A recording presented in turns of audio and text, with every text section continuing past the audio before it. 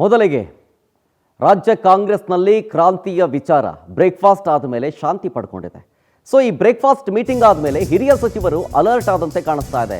ಬೆಳವಣಿಗೆಗಳಾಗ್ತಾ ಇದೆ. ಸಿಎಂ ಆಪ್ತ ಬಣದ ಸಚಿವರು ಮೀಟಿಂಗ್ ಸೇರಿದ್ದಾರೆ. ಒಂದಾದ್ಮೇಲೊಂದು ಮೀಟಿಂಗ್ ಮಾಡ್ತಾನೇ ಇದ್ದಾರೆ. ನೋಡಿ, ಲಾಸ್ಟ್ 2 ಡೇಸಿಂದ ಪದೇ ಪದೇ ಡಿನ್ನರ್ ಪಾಲಿಟಿಕ್ಸ್ ಶುರುವಾಗಿದೆಯಾ ಅಂತ ಅನಿಸ್ಬಿಡುತ್ತೆ. ಮೊನ್ನೆಯಷ್ಟೇ ಡಾಕ್ಟರ್ ಜಿ ಪರಮೇಶ್ವರ್, ಸತೀಶ್ ಜಾರಕಿಹೊಳಿ ಅವರು ಮೀಟ್ ಆದರು. ನಿನ್ನೆ ಪರಮೇಶ್ವರ್, ಸತೀಶ್ ಜಾರಕಿಹೊಳಿ, BK ಹರಿಪ್ರಸಾದ್ ಮೀಟಿಂಗ್ ಮಾಡಿದ್ರು. ಸತೀಶ್ ಜಾರಕಿಹೊಳಿ ನಿವಾಸದಲ್ಲಿ ರಹಸ್ಯ ಸಭೆಗಳು ನಡೀತಾ ಇದ್ದಾವೆ. ಮತ್ತೊಂದು ಕಡೆ ನಿನ್ನೆ ಮಂಗಳೂರಿನಲ್ಲಿ ವೇಣುಗೋಪಾಲ್ ಜೊತೆ ಸಿಎಂ ಚರ್ಚೆ ಮಾಡಿದ್ದಾರೆ. ಹೈಕಮಾಂಡ್ ಸಿಎಂ ರವಾನಿಸಿದಂತಹ ಸಂದೇಶದ ಕುರಿತು ಮಾತುಕತೆ ಆಗ್ತಾ ಇದೆ. ಅಂದರೆ ಒಂದು ಕಡೆ dinner politics, Satish Jarkiholi, home minister doctor G Parameshwar ಒಂದು ಕಡೆ ಮೀಟಿಂಗ್ ಮಾಡ್ತಾ ಇದ್ದಾರೆ. ಸತೀಶ್ ಜಾರಕಿಹೊಳಿ ಅವರ ನಿವಾಸದಲ್ಲಿ 3 ಜನ ಸಭೆ ಸೇರಿರೋದು. ಅಂದರೆ ಸಿಎಂನ್ನು ಕೆಳಗಿಳಿಸಿದ್ರೆ ಮುಂದೇನು ಅನ್ನೋ ವಿಚಾರ ಚರ್ಚೆ ಆಗ್ತಿದೆಯಾ, ಅಥವಾ ಸಂಪುಟ ಪುನರ್ರಚನೆ ವಿಚಾರಕ್ಕೇನಾದರೂ ಚರ್ಚೆ ಆಗ್ತಾ ಇದೆಯಾ, ಅಥವಾ ಅಧಿವೇಶನದಲ್ಲಿ ಏನೇನು ಮಾತಾಡಬೇಕು ಅನ್ನೋದು ವಿಚಾರ ಸಂಬಂಧಪಟ್ಟಂತೆ ಏನಾದರೂ ಚರ್ಚೆ ಆಗಿದೆಯಾ? ಯಾಕೆಂದರೆ ಅವರು ಇದ್ರ ಬಗ್ಗೆ ಇದೇ ರೀತಿಯಾದಂಥ ಸ್ಟೇಟ್ಮೆಂಟ್ ಕೊಡೋದು. ಭೇಟಿಯಾದರೆ ಕೆಲವೊಂದು ವಿಚಾರದ ಬಗ್ಗೆ, ಅಧಿವೇಶನದಲ್ಲಿ ಏನು ಮಾತಾಡಬೇಕು ಅನ್ನೋದ್ರ ಬಗ್ಗೆ ಚರ್ಚೆ ಮಾಡೋದಕ್ಕೆ ಹೋಗಿದ್ವಿ ಅಂತ ಹೇಳ್ತಾರೆ ಅಷ್ಟೇ. ಅದು ಯಾವುದೂ ಅಂದರೆ ಕೆಲವೊಂದು ಮಾತನ್ನು ಹೇಳೋದಕ್ಕಾಗಲ್ಲ ಅಂತ ಅವರ ನಾಯಕರೇ ಹೇಳಿರೋದು. ಕಾಂಗ್ರೆಸ್ನಲ್ಲಿರೋ ನಾಯಕರೇ ಹೇಳ್ತಾರೆ, ಕೆಲವೊಂದು ವಿಚಾರಗಳನ್ನು ಮಾಧ್ಯಮದ ಮುಂದೆ ಹೇಳೋದಕ್ಕೆ ಬರೋದಿಲ್ಲ, ಅದಕ್ಕೆ ನನಗೇನೂ ಗೊತ್ತಿಲ್ಲ ಅಂತ ಹೇಳ್ತೀನಿ ಅಂತ ಹೋಮ್ ಮಿನಿಸ್ಟ್ರೇ ಹೇಳಿದಂಥ ಮಾತದು.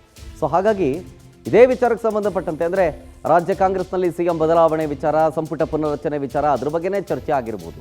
ಕೇಳ್ತೀನಿ ನಮ್ಮ ಪ್ರತಿನಿಧಿ ರೂಪೇಶ್ ಬೈಂದೂರತ್ತ. ರೂಪೇಶ್, ಪದೇ ಪದೇ ಈ ಡಿನ್ನರ್ ಪಾಲಿಟಿಕ್ಸ್ಗಳು ಮತ್ತೊಮ್ಮೆ ಚಿಗುರೊಡಿತಾ ಇದೆ.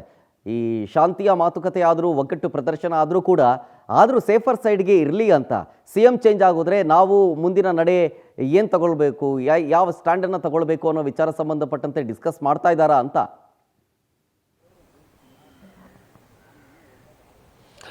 ನಿಜ ಶರತ್, ಯಾಕಂತ ಹೇಳಿದ್ರೆ ಈಗ ಸದರಿರ್ತಕ್ಕಂಥ ಚರ್ಚೆ ಅಂತ ಹೇಳಿದ್ರೆ ರಾಜ್ಯದಲ್ಲಿ ಏನೇನಾಗಬಹುದು ಮುಂದೆ ಅಂತೇಳಿ ನಾಯಕತ್ವ ಬದಲಾವಣೆ ಚರ್ಚೆಗೆ ಹೈಕಮಾಂಡ್ ಬ್ರೇಕ್ ಹಾಕುವಂತ ಪ್ರಯತ್ನ ಮಾಡಿದ್ರು ಕೂಡ ಸಿಎಂ ಸಿದ್ದರಾಮಯ್ಯನವರು ಅದೇ ರೀತಿಯಾಗಿ DCM DK Shivakumar breakfast meeting ಮೂಲಕವಾಗಿ ಒಂದು ಸಂದೇಶ ರವಾನಿಸಿದ್ರು ಕೂಡ ತಮ್ಮ ಬೆಂಬಲಿಗರಲ್ಲಿ ಯಾವುದೇ ರೀತಿ ಕ್ಲಾರಿಟಿ ಸಿಗ್ತಾ ಇಲ್ಲ. ಹೀಗಾಗಿ DK ಶಿವಕುಮಾರ್ ಜಿಂದಾಬಾದ್ ಅಂತ ಹೇಳ್ತಾರೆ, ಅದೇ ರೀತಿ ಪೂರ್ಣಾವಧಿ ಸಿಎಂ ಸಿದ್ದರಾಮಯ್ಯನವರು ಅಂತೇಳಿ ಘೋಷಣೆಯನ್ನು ಕೂಗ್ತಾರೆ. ಇದೆಲ್ಲವೂ ಕೂಡ ಒಂದು ಚರ್ಚೆಗಳಾಗ್ತಾ ಇದೆ. ಅದೇ ರೀತಿಯಾಗಿ ಈಗ ಇಲ್ಲಿಗ ಯಾವುದೇ ರೀತಿಯಾಗಿ ಸಿಎಂ ಸಿದ್ದರಾಮಯ್ಯ ಇಳಿಯುವಂತ ಸಂದರ್ಭ ಬಂದ್ರೆ ಮುಂದೇನ್ ಮಾಡಬೇಕು ಅನ್ನೋ ತಂತ್ರಗಾರಿಕೆಗಳು ಸಿದ್ದರಾಮಯ್ಯ ಆಪ್ತರಲ್ಲೂ ಕೂಡ ಇದೆ. ಯಾಕಂತೇಳಿ ಸಿದ್ದರಾಮಯ್ಯ ಎಷ್ಟು ವರ್ಷಗಳ ಕಾಲ, ಸುದೀರ್ಘವಾಗಿ 40 ವರ್ಷಗಳ ಕಾಲ ರಾಜಕೀಯ ಜೀವನ ನಡೆಸಿಕೊಂಡು ಬಂದಿದ್ದಾರೆ. ಅದೇ ರೀತಿ ಸಾಕಷ್ಟು ಏಳು ಬೀಳುಗಳಿದೆ. ಅದೇ ರೀತಿ ಸಿಎಂ ಸಿದ್ದರಾಮಯ್ಯ ಅಂತ ಹೇಳಿದ್ರೆ ಸಿಎಂ ಸಿದ್ದರಾಮಯ್ಯ ಮಾತ್ರ ಅಲ್ಲ, ಅವರ ಬೆಂಬಲಿಗರು ಅಂತ ಹೇಳಿ ಸಮಗ್ರವಾಗಿ ಚಿಂತಿಸಬೇಕಾಗುತ್ತೆ. ಹೀಗಾಗಿ ಸಿಎಂ ಸಿದ್ದರಾಮಯ್ಯ ಆಯ್ತಪ್ಪ ಅಧಿಕಾರ ಬಿಟ್ಟುಕೊಡೋಣ ಅಂತ ಹೇಳಿದ್ರೆ ಸಿದ್ದರಾಮಯ್ಯನವರನ್ನೇ ಬೆಂಬಲಿಸಿಕೊಂಡು ಬಂದಂತ ನೂರಾರು ನಾಯಕರುಗಳಿದ್ದಾರೆ. ಅದೇ ರೀತಿಯ ಕಾರ್ಯಕರ್ತರು, ಲಕ್ಷಾಂತರ ಜನ ಕಾರ್ಯಕರ್ತರುಗಳಿದ್ದಾರೆ. ಅವರ ಕಥೆ ಏನಾಗಬೇಕು ಅನ್ನೋ ಚಿಂತನೆಗಳು ಸಿದ್ದರಾಮಯ್ಯ ಬಣದಲ್ಲಿದೆ. ಹೀಗಾಗಿ ಏನೇನು ಅಂತ ಒಂದು ಉದಾಹರಣೆಗೆ ಒಂದು ಸಂಧಾನ ಸೂತ್ರ ಇರಲಿ, ಅಧಿಕಾರ ಹಂಚಿಕೆ ಮಾಡಿಕೊಡುವಂತ ಬಿಟ್ಕೊಡೋ ಸಂದರ್ಭ ಬರಲಿ, ಈಗ ಒಂದು ನಿರ್ಧಾರ ತೆಗೆದುಕೊಳ್ಬೇಕು. ಆ ನಿರ್ಧಾರಕ್ಕೆ ಅನುಗುಣವಾಗಿ ಹೈಕಮಾಂಡ್ ಜೊತೆ ಮಾತಾಡಬೇಕು ಅಂತ ಹೇಳಲಾಗ್ತಾ ಇತ್ತು.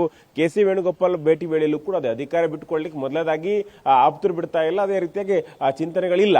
ಆದರೆ ಆ ಸಂದರ್ಭ ಬಂದರೆ ಇದಕ್ಕೆ ಸಂಬಂಧಪಟ್ಟಂತ ಒಂದಿಷ್ಟು ಸಂಧಾನ ಸೂತ್ರವನ್ನು ಸಮಗ್ರ ರೀತಿಯಲ್ಲಿ ಮಾಡಬೇಕು ಅಂತೇಳಿ ಚಿಂತನೆಗಳನ್ನು ಮಾಡಲಾಗಿದೆ, ಚರ್ಚೆಗಳನ್ನು ಮಾಡಲಾಗಿದೆ. ಶರತ್.